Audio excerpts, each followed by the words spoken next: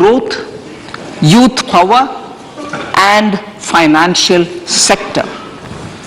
I now speak on the priority number 1, inclusive development.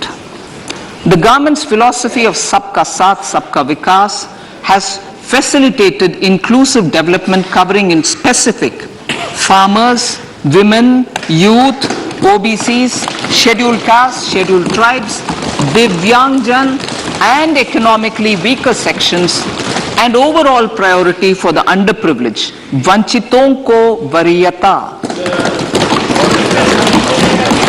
There has also been a sustained focus on Jammu Kashmir, Ladakh, and the Northeast. This budget builds on those efforts. Digital public infrastructure for agriculture. Digital public infrastructure for agriculture will be built as an open source, open standard, and interoperable public good. This will enable inclusive farmer-centric solutions through relevant information services for crop planning and health, improved access to farm inputs, credit and insurance, help for crop estimation, market intelligence, and support for growth of agri-tech industry and startups.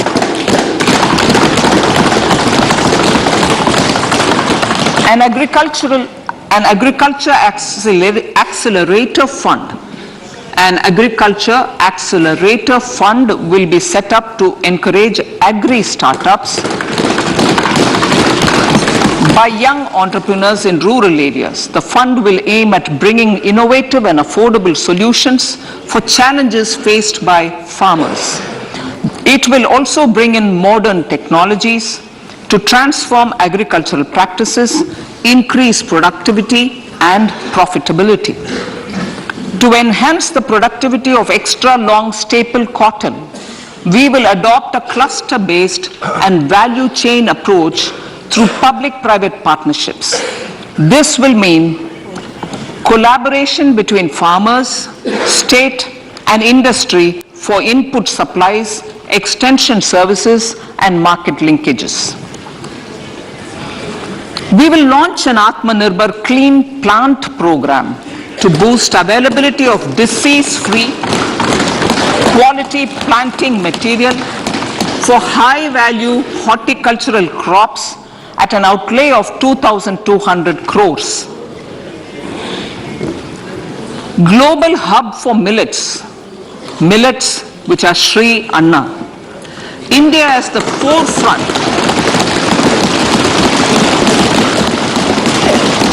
India is at the forefront of popularizing millets, whose consumption furthers nutrition, food security, and welfare of farmers, said the Honorable Prime Minister. We are the largest producer and second largest exporter of Sri Anna in the world. We grow several types of Sri Anna, such as Sri Anna Jowar, Sri Anna Ragi, Sri Anna Bajra, Sri Anna Kutu, Ramdana, Kangni, Kutni, Kutki, Kodo, China, and Sama. These have a number of health benefits and have been an integral part of our food for centuries. I acknowledge with pride the huge service done by small farmers in contributing to the health of fellow citizens by growing these Sri Anna. Now, to make India a global hub for Sri Anna, the Indian Institute of Millet Research, ideally Indian Institute of the Sri Anna Research, Hyderabad, will be supported as the center of excellence for sharing best practices, research, and technologies at the international level. The agricultural credit target will be increased to 20 lakh crores with focus on animal husbandry, dairy, and fisheries. We will launch a new sub-scheme for of PM Matsya Sampada Yojana, which is an existing scheme, but we launch a new sub-scheme with targeted investment of 6,000 crores to further enable activities of fishermen, fish vendors, and micro and small entrepreneurs, improve value chain efficiencies, and expand the market. For farmers, especially small and marginal farmers and other marginalized sections, the government is promoting cooperative-based economic development model. A new Ministry of Cooperation was formed with a mandate to realize the vision of Sahakar Se Samriddhi.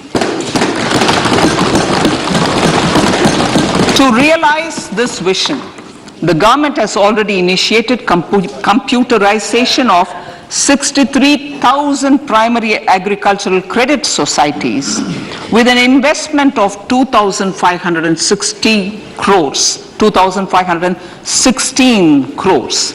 In consultation with all the stakeholders and the states, model bylaws for PACS were formulated, enabling them to become multi-purpose PACS. A national cooperative database is being prepared for countrywide mapping of cooperative societies.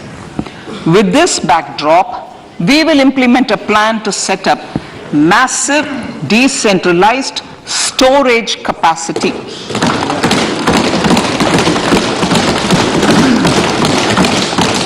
This will help farmers store their produce and realize remunerative prices through sale at appropriate times. The government will also facilitate setting up of a large number of multi-purpose cooperative societies, primary fishery societies, and dairy cooperative societies in uncovered panchayat and villages in the next 5 years.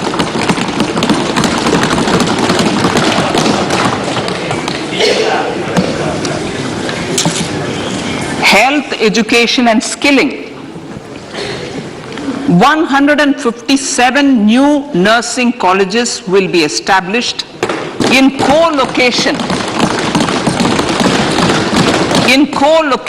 with the existing 157 medical colleges established since 2014.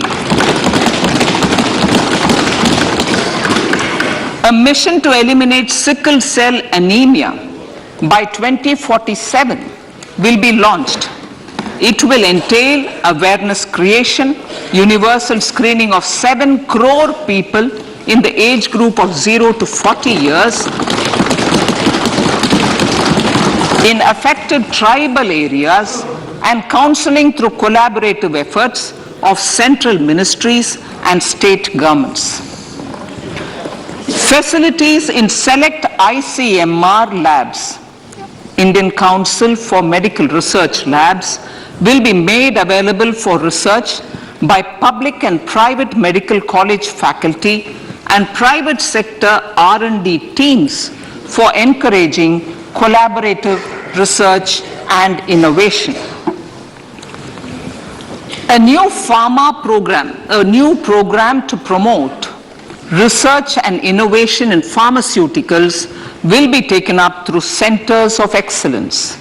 We shall also encourage industry to invest in research and development in specific priority areas.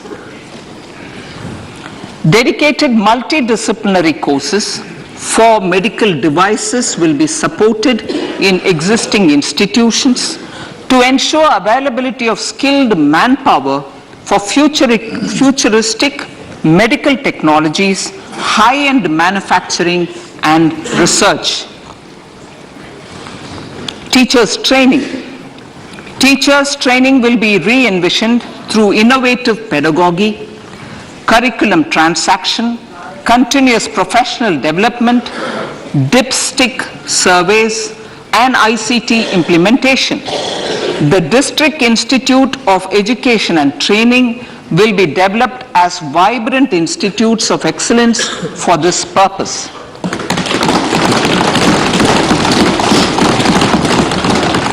National Digital Library for Children and Adolescents. A national digital library for children and adolescents will be set up for facilitating availability of quality books across geographies, languages, genres, and levels, and device-agnostic accessibility.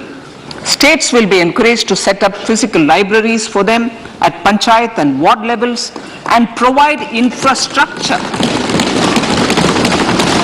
for accessing the national digital library resources.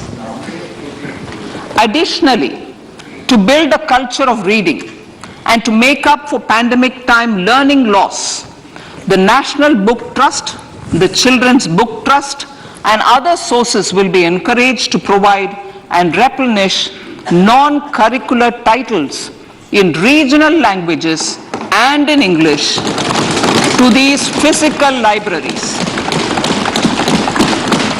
Collaboration with NGOs that work in literacy will also be a part of this initiative to inculcate financial literacy.